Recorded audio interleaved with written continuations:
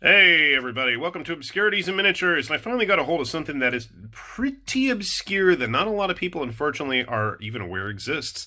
That is the All Quiet on the Martian Front line of models.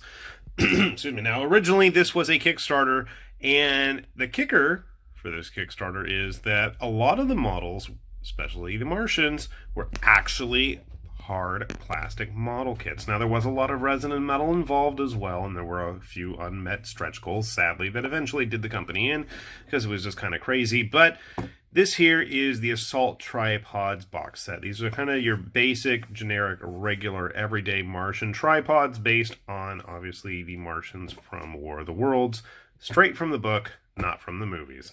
So this box is quite nondescript. It's just literally a black box with a photocopied picture attached to the front. You got the website, and I'm 99% sure that this does not exist anymore. I could be wrong. As far as I know, the story goes that after they went under Kickstarter, Miniature Market bought up a lot of the remaining stock and has been regularly putting it out for pretty good prices if you are patient and keeping an eye on things. So, without further ado, let us behold what is in the box. I've been quite curious about this. All right.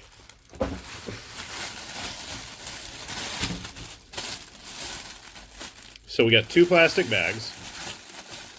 And as I suspected, you have two different frames to build one tripod. So you have one base, good sized base there. These are actually 15mm models. Now, there are no instructions, but I don't know whether that's going to be a big deal or not. I can probably go online. We're going to do it the old-fashioned way and just take a look at the box and try to attempt to figure it out, I guess. So the main thing here is you have the main shell of the walker, and then you have a whole bunch of different options for the weaponry that's involved. You've got the gas globes, you've got the heat rays, the disintegrator rays, and I better keep that box handy so I know what I'm doing. So what I'm thinking I'm going to do is I'm going to build one just as an experiment, and then we'll show that off, and we'll talk about how it goes step by step. Sound good? Because it doesn't matter. That's what I'm doing, so hold tight. All right, we got the first of our Martian War Walkers all done. And I'll be honest, it was a struggle to figure these out, but then after realizing how they go together, it really wasn't that bad. And I'm going to show you guys step by step how to build these things. They're really not as bad as they look. Now, like I said, what's cool is you have the options for all three variant weapons available for each of them. And I guess if you really wanted to get creative, you could probably figure out a way to magnetize them or do something fancy like that. Me, I'm not going to do that. I'm lame and I like gluing things together, so we're going to keep it that way. So let's talk about the core of the body, because you can keep it separate and it's probably going to be a lot easier to paint. So every model is going to have the same core here. And that's going to be about 3 pieces. I'm going to show you those. And actually, it's a little bit more than that. You have the top and the bottom of the body, along with the eyepiece. That's going to go in the middle. And then underneath it is going to be this little slot right here. There's a little slot right there, and there's 2 of them actually, and that's where you're going to slot the arms. They're all going to have the death ray, and that's supposed to go on the left. Well, our left, I should say. It's going to go on the right side of the model because I don't know what I'm talking about. You need to slide it on up in there. And then what goes on the actual left is going to be up to you. So on this model right here, I have just a empty, generic grasping claw. On this one, I went ahead and put in the poison globes. And this is kind of cool.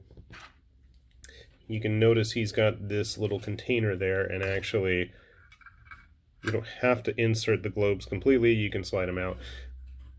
You can even have it unattached so that way he's ready to lob it. This guy's not 100% even glued down yet, so we'll leave him over there.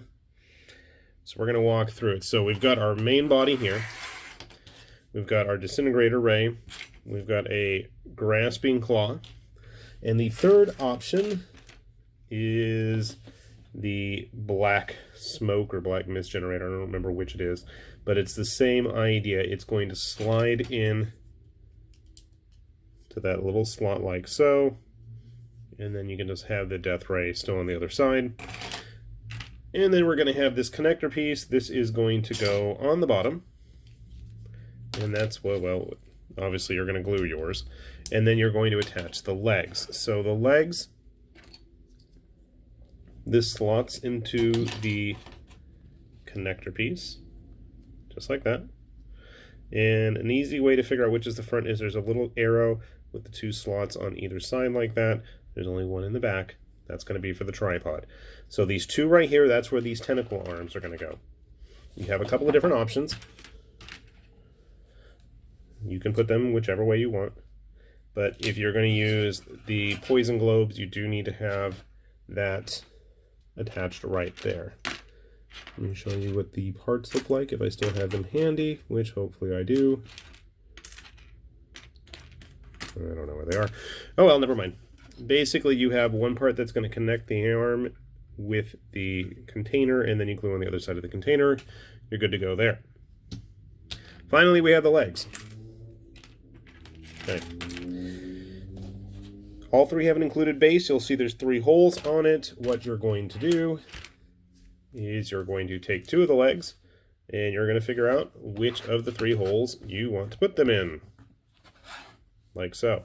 Doesn't matter which one. I actually put them in different spots on both of these. This one's got his 2 stable legs on the front. This one's got 1 in the back, 1 on the side. It doesn't matter where you put them. The last leg you're going to have to build, and there are a couple parts, but it's not too bad. Let me show you what you're dealing with here. If I can find all the pieces. So the first thing you do, this is going to be the connector piece. This is what's going to go into that cavity on the bottom. I believe I'm doing it correct. No, I'm not. I'm doing it upside down. That's why it's not cooperating. There we go. Okay. From there, we are going to build the first section of the leg. And it's going to have a ball joint in there. If you really want to get fancy and creative, you don't even need to glue it. Just pop it right in. You'll see there is a joint right there. You'll get the second segment, which is this piece right here. Obviously line up where the plugs are. And then finally, the last piece is going to be the tip of the leg. And you can modify it, pose it however you want, glue it down, and you will have a finished walker just like these. Now, All Quiet on the Martian Front was designed for 15mm, so that should give you a good sense of scale of what you're dealing with here. Obviously, I think they're going to work really well even with 28mm, 30mm. You know, if you want to have them fighting other mechs in some kind of game like Horizon Wars or Battletech or something, you can have them fighting an actual Martian invasion, have them fighting tags or something. I don't know. You could definitely get a lot of usage out of these models. The challenge is going to be finding them. So my understanding is Miniature Market bought out the remaining stock of these kits. They are plastic. There are resin variations and add-on bits as well. So keep that in mind. But do take a look around. I noticed the last time Miniature Market had a big, huge sale, they did have these marked down. So hopefully we're going to see that happen again. I'm going to keep my eyes peeled because there are actual other variations. These are the assault pods. There's scout pods as well. And then there's a couple specialty ones that have the resin bits as well. So very cool, because I've always been a big fan of War of the Worlds, and I know with the new TV show on right now, who knows, maybe there'll be some renewed interest in actual tripods to go wandering through the streets of whatever your game of choice may be. And I am going to certainly enjoy painting these up and unleashing them upon any gaming system I could possibly squeeze them into. So take a good look out there and see if you can track some down too for a good price, because they're fun little models to have. With that said, this is High Lord Tamberlane with Obscurities and Miniatures, saying thanks for watching, and we'll see you back here soon. Bye-bye.